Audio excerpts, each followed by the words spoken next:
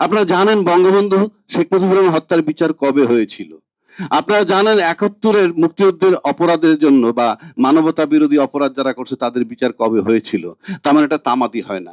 আপনি কবে সংশোধন করে বাতিল করবেন সেটা পরের কথা, কিন্তু এখন পর্যন্ত যে আপনারা সংবিধান লঙ্ঘন করতেছেন, এই আইনের আওতায় আপনাদেরকে যে কোনো লোক পরবর্তীতে ক্ষমতায় এসে আপনাদেরকে ক্রিমিনাল অপরাধী হিসাবে দাঁড়া করতে পারবে। নন ইনভার্টার এসির দামে ঘরে আনুন বিদ্যুৎ সাশ্রয়ী ইনভার্টার এসি।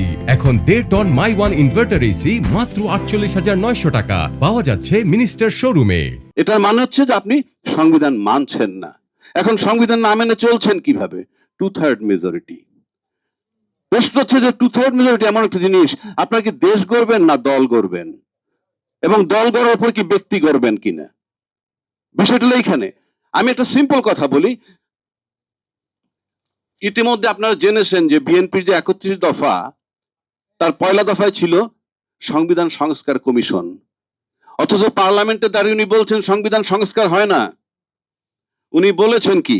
উনি বলেছেন যে সংবিধান স্থগিত হয়, সংবিধান সংশোধন হয়, সংবিধান বাতিল হয়, কিন্তু সংস্কার হয় না। তো ওনার ৩১ দফার মধ্যে সংবিধান সংস্কার কমিশন, সংবিধান সংশোধন কমিশন ছিল না কেন? তার মানে সংস্কার হয়। আর যদি বলেন যে সংস্কার হয় না, তাহলে আপনি ওটা ভুল লিখেছেন এবং সেটা আপনি জানেন না। তারপরে যখন আপনি আসছেন নির্বাচন ইশতেহার দিয়েছেন, সেখানে ১ আর ২-তে সেখানেও বলা হয়েছে সংবিধান সংস্কার করবেন। তো আপনি সংবিধান সংস্কারের কথা তো আপনারাই বলেছেন, আর জুলাই সনদেও সংবিধান সংস্কারের কথা আসছে। তো সব জায়গায় তো সংবিধান সংস্কারের কথা আসছে। এইবার আসেন, আপনারা এটা মানছেন না।